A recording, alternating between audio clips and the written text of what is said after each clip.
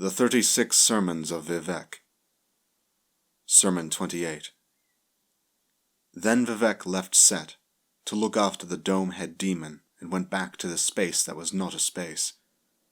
From the provisional house he looked into the middle world to find the fifth monster, called the Ruddy Man. When the dregs ruled the world, the Daedroth prince Molag Bal had been their chief. He took a different shape then, spiny and armoured and made of the sea.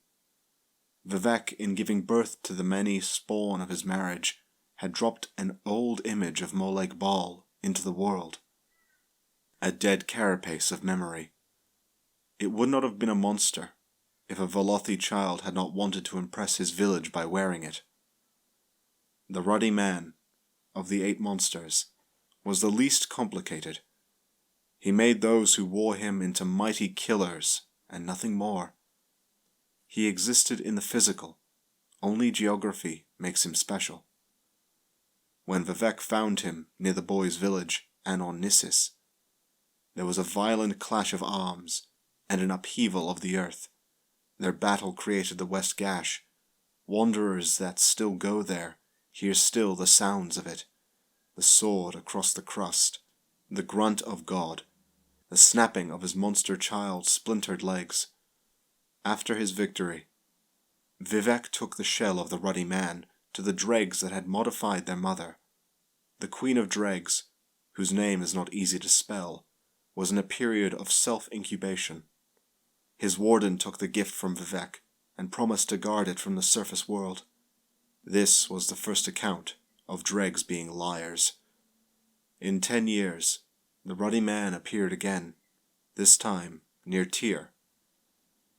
Worn by a wayward shaman who followed the House of Troubles.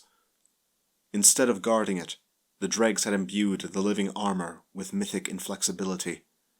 It molted soon after skill-draping the shaman, and stretched his bones to the 5 corners. When Vivec met the monster in battle again, he saw the remains of 3 villages dripping from its feet.